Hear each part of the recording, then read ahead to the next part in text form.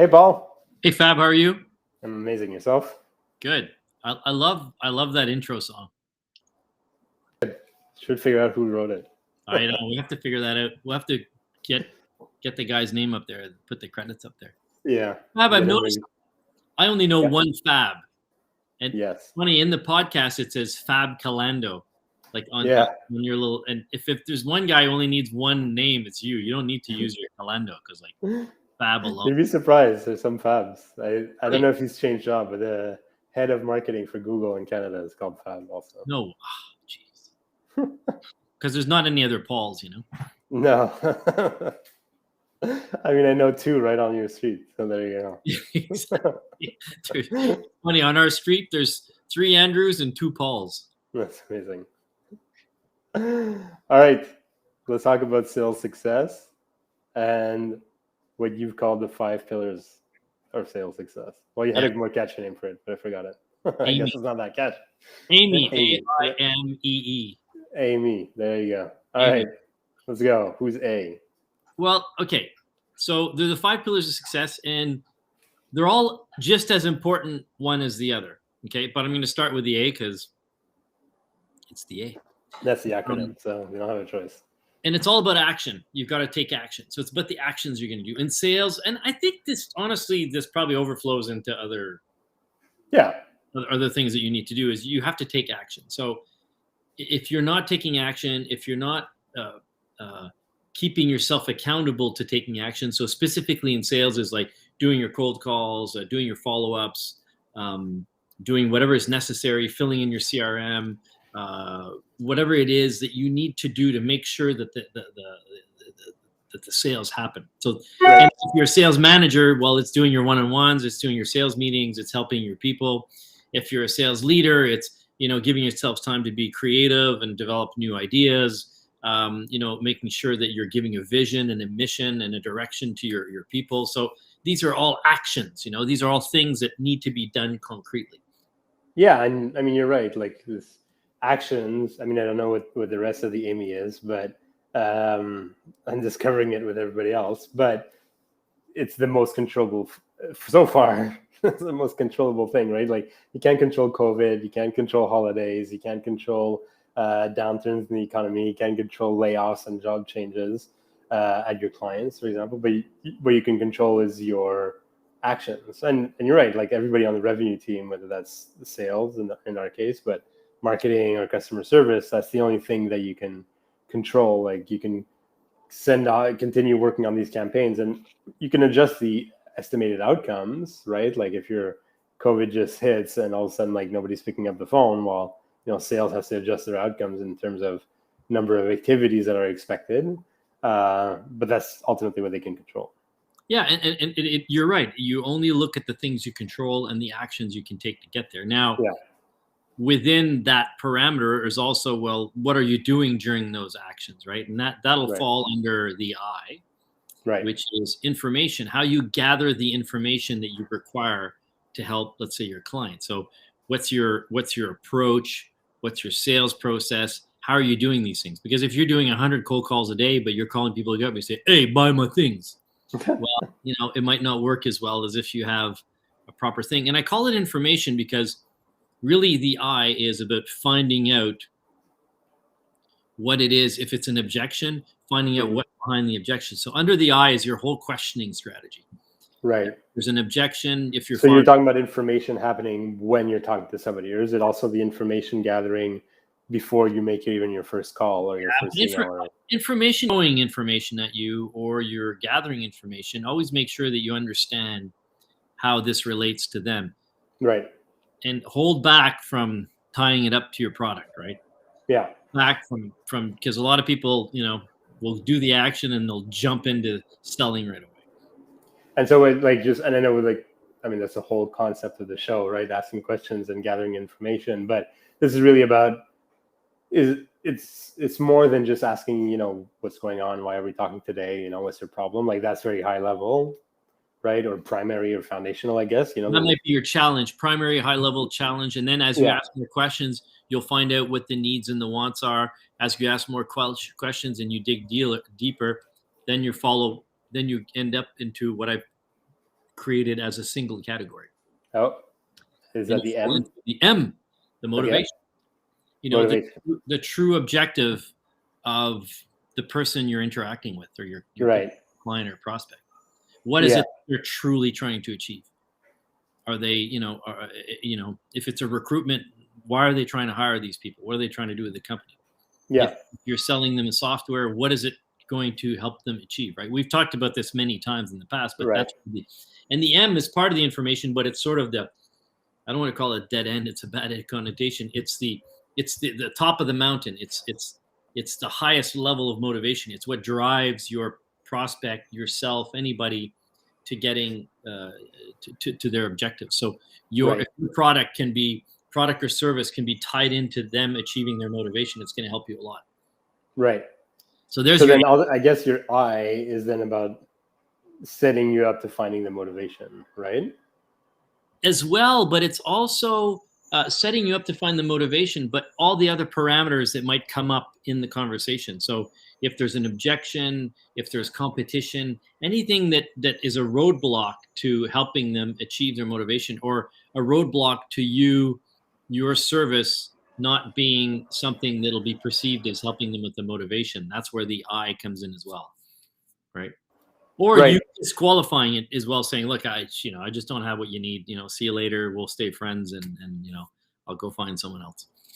We'll stay friends. That's amazing. But I think it's also, part of a crucial element, because it is ultimately what will help the company get success, right? There's sales success, but there's also the long-term success of a client, right? Because if customer service knows what their motivation is as an organization, as an individual, but also as an organization, you can tie back, any status calls that you have with them, or report session, whatever you're selling and whatever customer service does. And it also helps marketing tailor kind of those communications that go out, during the customer's length with you, right? If you can tailor your marketing communications to motivations, because motivations will probably end up being relatively bucketed within a certain bandwidth, but motivation is key to long-term success. They're usually financial growth, business growth, personal growth, or something else, but they fall usually in those buckets. Exactly. And so then that's it. So if we know that the main motivation of your buyer is personal growth, well then, and customer service knows this, then they can tailor their monthly reporting or meetings with them to helping them even tailor presentations to the board to make them look better and stuff like that. So you're really demonstrating the impact that your product or service has. Absolutely. And you just made me realize something else that I should mention that was there in the back of my head, but I didn't mention. The action is green. It's all about you, right? It's all about the things that you're going to do. But the I and the M is all about your client, right? It's all about finding more about your client. It's not about selling. Right. Of course, in the back of your mind, you always have, what will I be able to do to help them out, which is selling your product or your service. But it's really about finding out more about them. Right. So, yeah. Okay. And then the E. First E, expertise. That's what you're going to bring to the table. Your professional services, your expertise, your experience, whatever it is that you can bring to help them solve, help, achieve that, top of the mountain motivation. With financial growth, business growth, whatever it might fall into, personal growth, whatever you're doing to help your client get there. And that's the part that most people know, and it's really easy. People tend to go from A to E, right? And I mean, a lot of sales training is also focused on that expertise, whether that's a personal expertise or how the product functions. And there's a lot of product function training and getting them to understand how the product works and all that stuff. And it's important, but you're missing out two critical pillars. It's super important, but you just said it. You're right. It's very important, and you need to know. But most companies focus on that, and they'll forget on the I and the M, right? Because they forget to gather the information, and they forget to gather to figure out what the motivation is, because they spend most of their time, training the people on one thing, which is not bad that you're training them, but you also have to help people figure out, how to gather information, which is not that hard. It's just a question of, it's a state of mind of asking open-ended questions and not being jarred or barred by, either the competition or objections, right? Because objections is when someone throws an objection at you. We talked about this last week when we were on goofy end of the day mode. It's just about asking more questions. Yeah. And if you apply the Amy to objections or anything else, you'll realize, okay, I just have to get myself in the state of mind. The client's telling me about the competition. Okay, let's find out more. So the first E is expertise.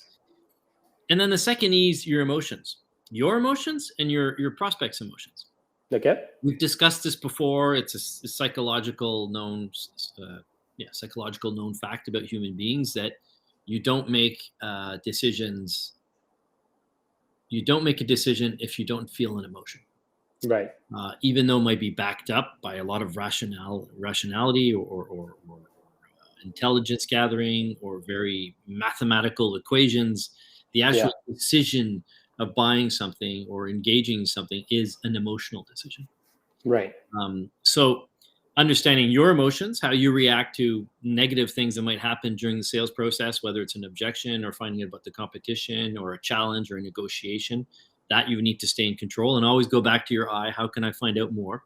Once I've really found out more and understand, then I can apply this to how I can help them, or sometimes disqualify it, right? Because in your I and M, you might realize, hey, sorry, I can't help you. This is not something, or you should be dealing with someone else, or because if everyone sold everything that was in their sales pipeline all the time, well, you and I wouldn't have a job. And I mean, I think it's often underestimated, I guess, or maybe not underestimated, but we often forget about the person's emotions, right? Like we talk about handling objections, we talk about, cold calling, we talk about, but all these things are tied back to a lot of emotions, right? Like a lot of people are afraid to cold call. A lot of people have a hard time managing objections. And it's not, yes, there's tips and tricks and there's strategies that you can adopt to make yourself better. But at the end of the day, it's about managing that emotion, right? It's giving you, and if you have a harder time, it's giving yourself that space to be able to okay, this is an objection. Okay, this is how I'm going to handle the objection, and blah, blah, blah. Absolutely. And listen, I've been in sales a long time. Sorry, I'm going to stand up at my stand-up desk here. Woo! I've been in sales a long time, and I still find it hard when I get rejected. But I know it's part of the game, and I teach this stuff. So, but that's just handling your emotions. Just realizing, okay, this is part of the game, right?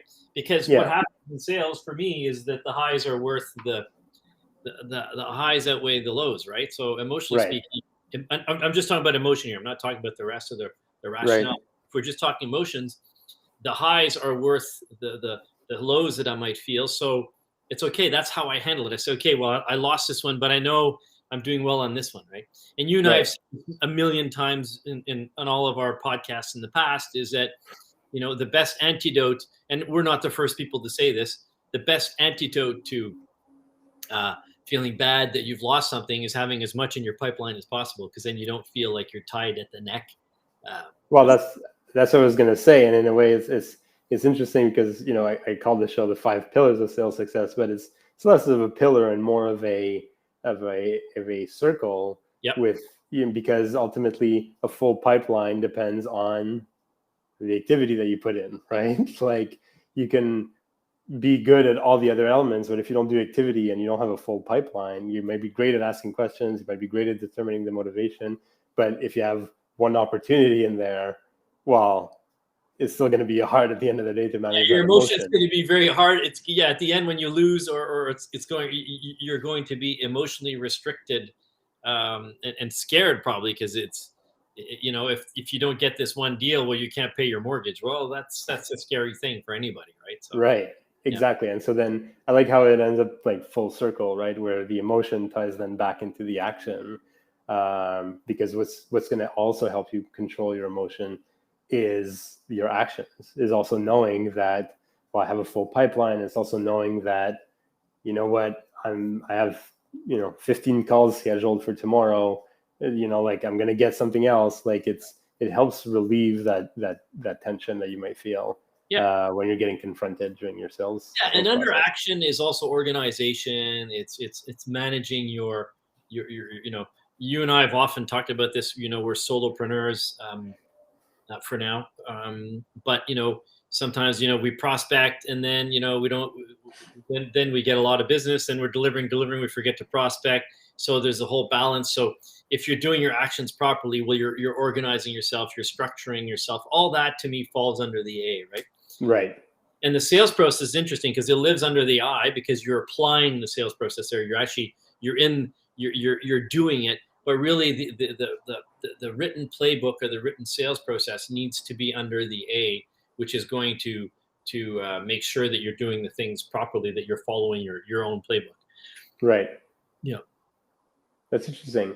And that's good. This is a nice model to kind of remind everybody, or even have a sales leader like making sure that they're applying each element. And I was listening to an interview a little while back too about like from a business development manager, I think it was. So like managing like a whole bunch of SDRs. And he was talking about like when COVID hit and how they switched kind of the metrics that they were looking at to like being very activity based and less results based. And that was directly related, right? Like it's like activity is important and like information gathering, and it's important to then develop and monitor metrics for each one of those points, right? So you can see like how many activities are my reps doing? Like how are they gathering information? How are they determining motivation? How are they? What was the first E? The first E, expertise. Expertise. How are we building expertise? How are we maintaining that expertise? How are we demonstrating our expertise? How are we presenting and stuff like that? And finally, how are we managing our emotions and our clients' emotions? And like I said at the top, is how are we then transferring that information back and forth between marketing and customer, like between the revenue team, right? Marketing, sales, customer service. Because some of the stuff like information based, maybe marketing can gather. Some of the stuff like service can use and leverage and stuff like that. So it's all those are important parts of sales success for sure. Yeah, and you could even say that under expertise lives your capacity as a salesperson too, right? If you have the expertise of a salesperson. So your actions plus your sales expertise plus, unfortunately, the incontrollables or uncontrollables give you results. Right. So you control your actions, you control your expertise because you can always learn to sell better, you can always learn more product expertise, but you don't control the uncontrollables, and they're part of the equation. But if you control two elements of that really well and you do a lot of activity, well, then the uncontrollables become less important because the economy affects everyone. Right. Same way. Usually the uncontrollables, fortunately, affect most people the same way. The every industrial, machine, compressor machine salesperson in North America was affected pretty much the same way by COVID. Some of them had better clients because they'd worked more and because they applied their expertise the same way. But COVID affected, everyone during the pandemic couldn't go out. Everyone wasn't driving as much. So the uncontrollables usually are a general, very broad aspect that affect a lot of people. Right. And you just have to continue with your actions and increasing your expertise, which will help you gather better information and get better to the motivations. That's why they're a circle. They're all connected. They're a circle, but they're also all connected. It's like I'll have to draw a graphic of it, and then you can make it. Yeah, for sure. And like I said, I think it does apply to a larger, and I'm sure, service can probably apply a very similar model, right? Customer service is about, how often are we, touching base with our clients, and so on, and how are we managing our emotions, how are we measuring that, like then the client's emotions, and like a lot of it applies to all three groups. Yeah, I mean, it's just, to me, it's just a simple way of just reminding yourself of everything that's important.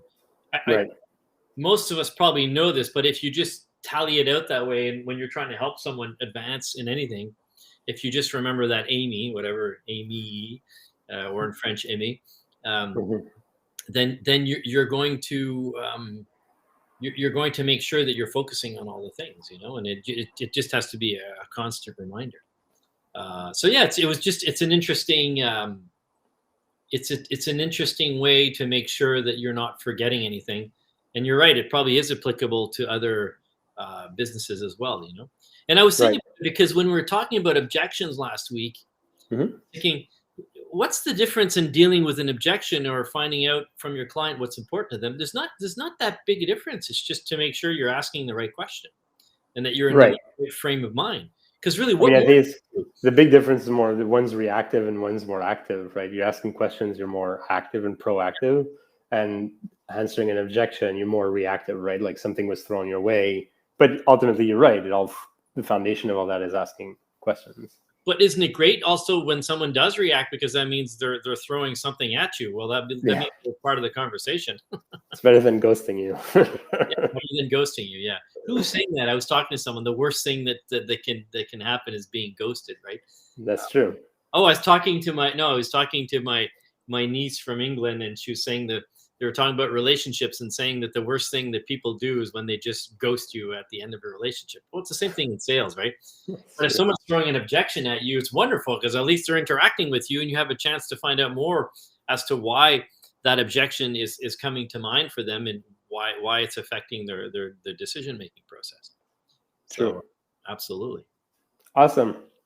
Was this a good one, Fab? You seemed a little more quiet today. You need some of my green screen. Well, it's your 5 pillars of success. I was just listening in. No, you always add a lot. You don't underestimate your capacity to. I'm kidding, but I was answering why I was more quiet today. Okay. I thought it's because you changed locations and you're not allowed to talk as loud. No, not at all. All right, Paul, that was fun. Thanks, everyone. See you later. See you next week. Oh.